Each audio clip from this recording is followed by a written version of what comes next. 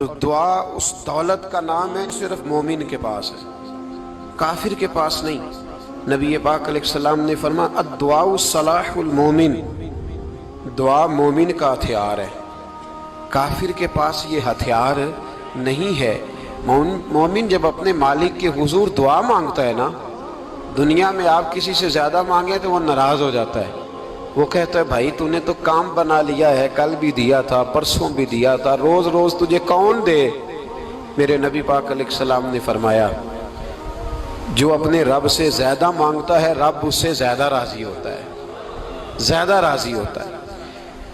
اب دعا مخصوص اوقات نہیں دعا کے، فرمایا اذا دعان، جب بھی دعا مانگو گے تمہارا رب تمہاری دعا کو، جب بھی دعا تو دعا کرتے رہنا چاہیے، ہر وقت دعا میں بندہ شامل رہے، اللہ کے ذکر میں شامل۔ یہ جو قرآن مجید نے کہا نا یا ایھا الذین آمنوا اذکروا اللہ ذکرا کثیرا، اے ایمان والو اپنے رب کا ذکر کثرت سے کرو، وسبحوہ بکرۃ واصیلا، اور صبح و شام اسی کی پاکی بیان کرو۔ تو اس سے مراد یہ نہیں ہے کہ تسبیح لے کے سارا دن مسجد میں بیٹھے رہو اور کام کوئی نہ کرو، بلکہ اس کا مطلب یہ ہے کہ روٹی شروع کرو تو اللہ کے نام سے، اختتام کرو تو اللہ کے نام، سو جاؤ تو رب کا نام لے کے، سویرے اٹھو تو اللہ کا نام لے کے، جب تمہیں کوئی چیز اچھی لگے تو ماشاءاللہ کہو، جب کوئی مصیبت آئے تو کہو انا للہ و انا الیہ راجعون۔ تو سارا دن اللہ کا ذکر جاری رہے گا۔ نبی پاک صلی اللہ علیہ وسلم نے مسلمان کو ایک دوسرے سے ملنے کا طریقہ بتایا۔ مصیبت آئے تو کیا کہنا ہے؟ صرف فوتگی پہ نہیں کہنا، اس کی وضاحت کر دوں۔ کوئی بھی الذین اذا اصابتہم مصیبہ، جب بھی کوئی مصیبت آئے، اللہ کے بندے کہتے ہیں ہم اللہ کی طرف سے آئے ہیں اور اللہ کی طرف ہی ہم نے لوٹ جانا۔ تو میرے عزیز ہر وقت اللہ کا ذکر جاری رہے گا، ہر وقت زبان پہ رب کریم کا۔ دیکھیں نا نبی پاک علیہ السلام نے ہمیں ملاقات کا طریقہ بتایا۔ ایک صحابی آئے تو انہوں نے آ کے کہا السلام علیکم، نبی پاک علیہ السلام نے فرمایا رب تعالیٰ نے اسے 10 نیکیاں عطا فرمائی ہیں۔ دوسرے آئے تو انہوں نے کہا السلام علیکم ورحمۃ اللہ، تو محبوب فرمانے لگے، امام بہقی نے اس کو لکھا ہے، محبوب فرمانے لگے رب کریم نے اسے 20 نیکیاں عطا فرمائی۔ ایک اور آئے، عرض کیا السلام علیکم ورحمۃ اللہ وبرکاتہ، محبوب فرمانے لگے اللہ نے اسے 30 نیکیاں عطا فرمائی۔ اچھا اس کا مطلب کیا ہے؟ السلام علیکم، تم پر سلامتی ہو، سادہ ترجمہ یہ ہے کہ تم سلامت رہو، تم سلامت رہو، ورحمۃ اللہ وبرکاتہ، تم پر اللہ کی رحمت بھی ہو اور اس کی برکتیں بھی ہو۔ وہ کیا کہتا ہے؟ وہ کہتا ہے وعلیکم السلام، تم پر بھی سلامتی ہو، ورحمۃ اللہ وبرکاتہ، اللہ کی رحمت ہو اور اس کی۔ یہ جو مسنون دعائیں ہیں نا، جو حضور نے ہمیں دعائیں سکھائیں ہر موقع پہ، ان کا کمال دیکھیے۔ اب ایک مسلمان نے آتے کہا السلام علیکم، اس کا مطلب کیا ہے؟ تم پر۔ اب وہ جھگڑا کرے گا اسے مارے گا، اس کا مال چھینے گا؟ اس نے تو آتے ہی کہا ہے تم پر سلامتی ہو۔ تو جو سلامتی کی دعا دینے والے ہیں وہ جیب تھوڑی کاٹیں گے، وہ غبن تھوڑی کریں گے، ڈاکہ تھوڑا ڈالیں گے۔ اسلام نے لفظ ہی وہ سکھایا ہے کہ فرمایا جب تم نے ملنا ہے تو تم نے دعائیں کرنی ہیں ایک دوسرے کے لیے۔ اب ہمارے ہاں نئے نئے لفظ آ گئے، ٹیلی فون اٹھایا تو کہا ہیلو، اس کا کیا ترجمہ ہے؟ کون ہے، اس کا کیا ترجمہ ہے؟ جی جناب، اس کا کیا مطلب؟ ہم نے دیکھا بڑے بڑے سمجھدار لوگ السلام علیکم کی بجائے کہتے ہیں کیا حال ہے۔ بھئی کیا عجیب بات ہے، بھئی کیا حال ہے کا کیا مطلب ہوا؟ وہ بعد میں کرنے کی بات ہے۔ اور کچھ تھوڑا سا جو ادیب ہیں، جو بیچارے حروف کے پیچ و تاب میں رہتے ہیں، وہ کہتے ہیں آداب عرض ہے۔ وہ کیا ہوتا ہے جی؟ اسلام نے دعا سکھائی ہے السلام علیکم، یہ کتنی خوبصورت دعا ہے۔ جب آپ گھر کے اندر داخل ہوئے تو آپ نے دعا دی السلام علیکم، یہ دعا دی آپ۔ ایک صحابی حاضر خدمت ہوئے، عرض کی یا رسول اللہ صلی اللہ علیہ وسلم میرے گھر میں غربت رہتی ہے، کیا کروں؟ نبی پاک علیہ السلام نے فرمایا جب بھی گھر جایا کرنا گھر والوں سے سلام لیا کر، گھر والوں سے کیا کہا کر؟ السلام علیکم، جب بھی گھر جائے۔ یعنی گھر آیا، اب گھر والوں نے بتایا کہ ماچس کی ڈبیا تو لے آؤ۔ اب یہ دکان کونے پہ تھی گھر والے پہ، وہاں سے ماچس کی ڈبیا لے کے واپس گیا تو کہنے لگا السلام علیکم۔ پھر گھر والوں نے کہا ہو بتانا یاد ہی نہیں رہا، چینی بھی ختم ہو گئی ہے۔ تو یہ پھر گیا چینی لینے، لوٹ کے آیا تو کیا کہا؟ جب اللہ چاہتا ہے تو کہے، جب اللہ کے رسول چاہتے ہیں تو کہے۔ اس کا ترجمہ یہ ہے کہ تو کہہ، تو سلام لے۔ اللہ رسول چاہ رہے ہیں کہ تو سلام لے تاکہ تیرے گھر میں سلامتیاں ڈال دی جائیں۔ تو فرمایا سلام لینی ہے تو نے، اور ساتھ تو نے اس طرح کرنا ہے کہ 3 دفعہ سورۃ اخلاص کو پڑھنا ہے۔ امام قرطبی نے اس کو لکھا ہے۔ اس نے کہا حضور غربت بڑی ہے، غربت بڑی ہے تو کہ وظیفہ بتائیں۔ فرمایا جب بھی گھر جاؤ سلام لو اور 3 دفعہ سورۃ اخلاص پڑھو۔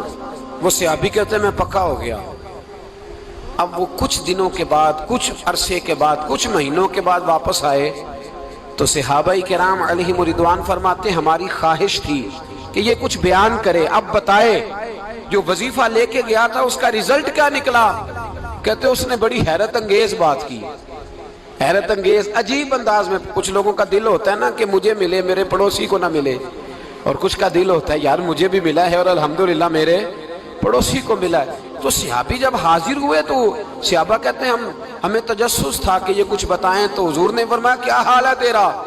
کہا یا رسول اللہ کمال ہی ہو گئی ہے حضور، میں جب بھی گھر جاتا ہوں سلام لیتا ہوں اور 3 دفعہ سورۃ اخلاص پڑھتا ہوں، میں تو امیر ہو ہی گیا ہوں، میرے تو ہمسائے بھی امیر ہو گئے۔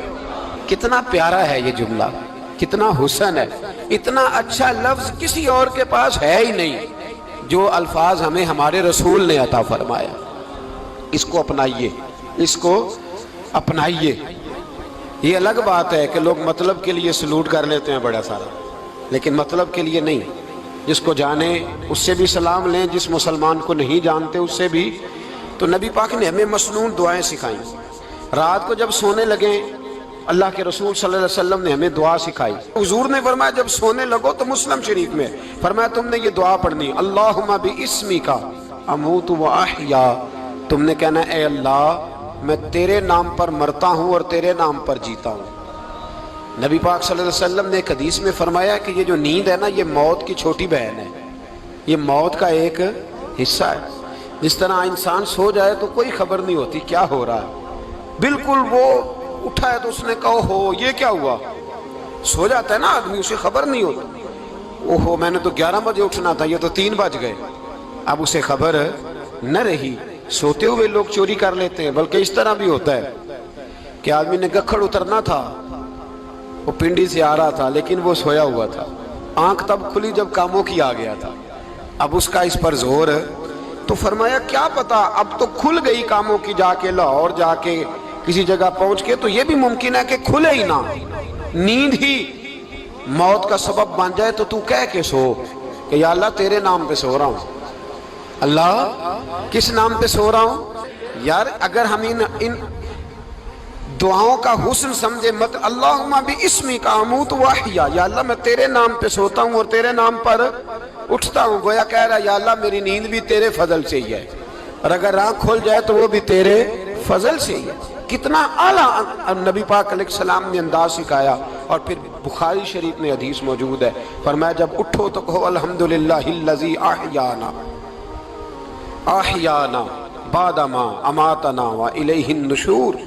فرمایا جب تم سو کے اٹھو تو پھر کہو اے اللہ ساری تعریفیں تیرے لیے، تمام تعریفیں جس نے ہمیں موت کے بعد حیات دی، موت کے بعد فرمایا احیانا بعد ما اماتنا، ہمیں مرنے کے بعد گویا اللہ کا شکر ادا کر کے آنکھ کھل گئی۔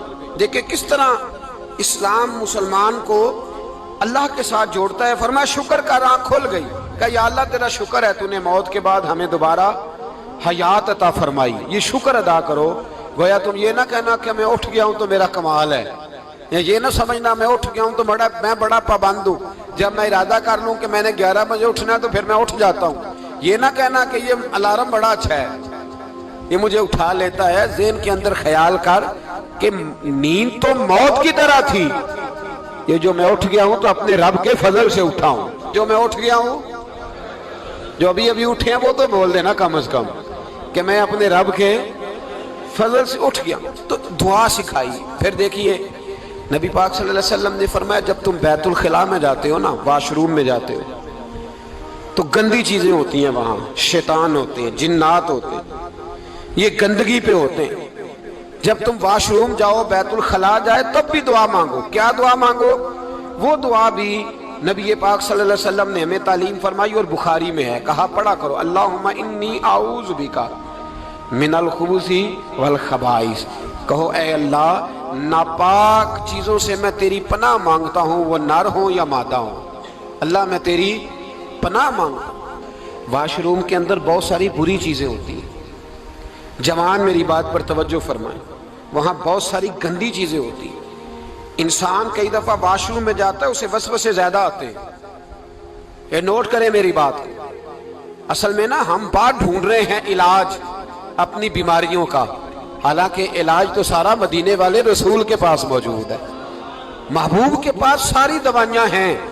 تو نبی پاک علیہ السلام دیکھیں نا، انسان واش روم میں جاتا ہے، اسے وسوسے آتے ہیں، برے خیالات آتے ہیں، وہ گناہ کی طرف کئی دفعہ مائل ہوتا ہے، تو کہا تو دعا پڑھ کے جا اللہم انی اعوذ بک، یا اللہ میں تیری پناہ مانگتا ہوں من الخبث والخبائث، ہر خبیث اور بری چیز سے میں تیری پناہ مانگتا ہوں، وہ نر ہو یا یار کتنا عظیم دین ہے، کتنا عظیم میرے مصطفیٰ کریم کا وہ والا دین ہے۔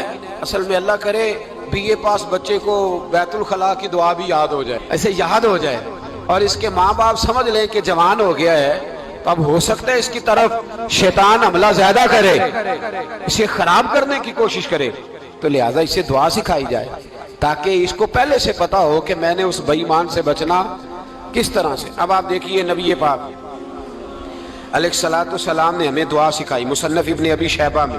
کون سی دعا؟ واش روم سے نکلنے کی۔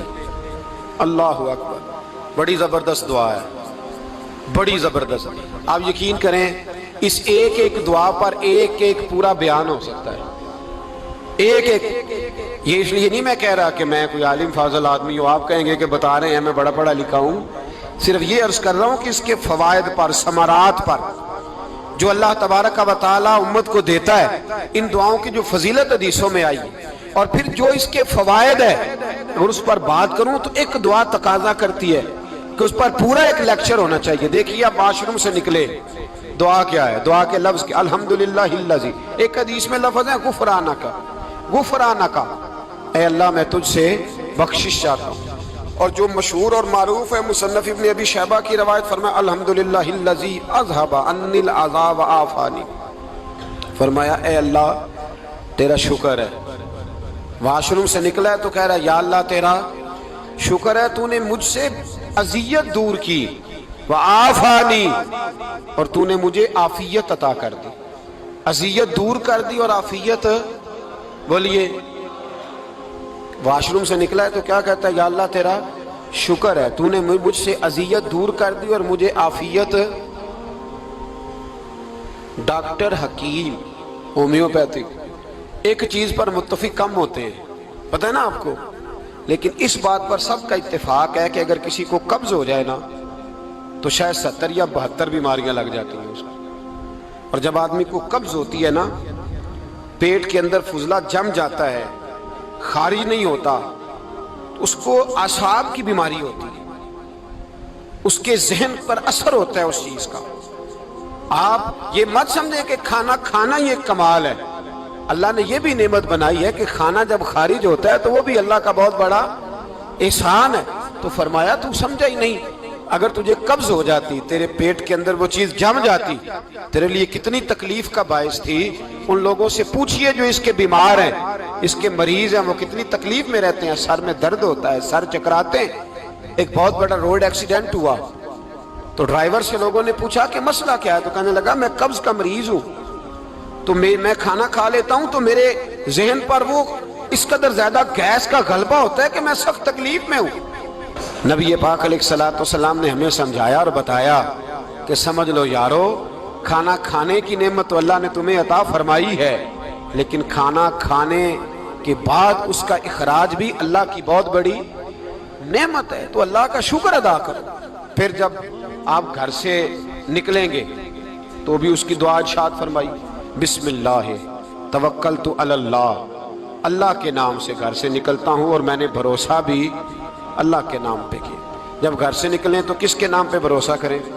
بولیے حضرت رابعہ بصریہ رحمت اللہ علیہا، آپ تشریف لے گئیں حج کرنے، جس دن واپس آئیں اپنا اونٹ کہہ گئی جاتی دفعہ، کہنے لگی اللہ میں تیرے حوالے کر کے جا رہی ہوں، اور بسم اللہ توکلت علی اللہ، بھروسہ بھی تیری ذات پہ ہے۔ جس دن واپس آئی نا اسی دن کسی نے بتایا کہ اماں آج ہی تیرا اونٹ مر گیا ہے، تو اونٹ کے سرانے کھڑی ہو کے کہنے لگی مولا میں تو تیرے نام پہ تیرے پہ بھروسہ کر کے گئی تھی، تیرے حوالے، میں تو تیرے گھر گئی تھی۔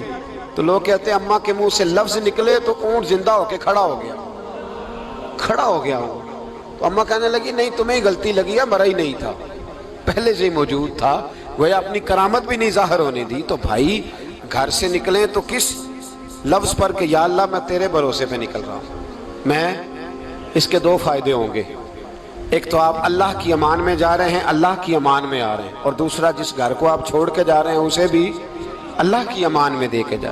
تو کتنا لذت والی دعا ہے جو نبی کریم علیہ السلام نے ہمیں سکھائی۔ اب ذرا حدیث سنیں خوش ہو کے، دیکھیں حضور نے دعا سکھائی، فرمایا جب دیکھ لو نا کسی کو ہنستا ہوا، کیا کرتا ہوا؟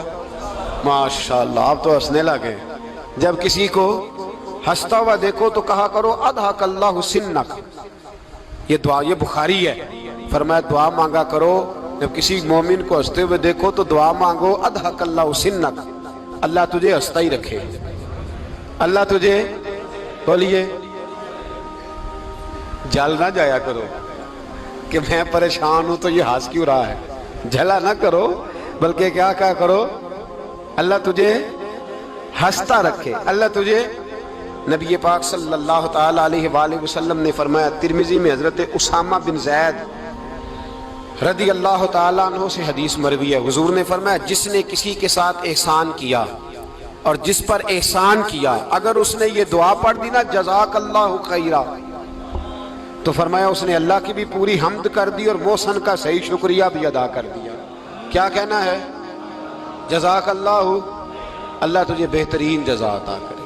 اس کا ترجمہ کیا ہے؟ اللہ تجھے بہترین، کیونکہ حضور فرماتے ہیں من لم یشکر الناس ولم یشکر اللہ، جس نے بندوں کا شکریہ ادا نہیں کیا اس نے اللہ کا بھی شکریہ ادا نہیں کرنا۔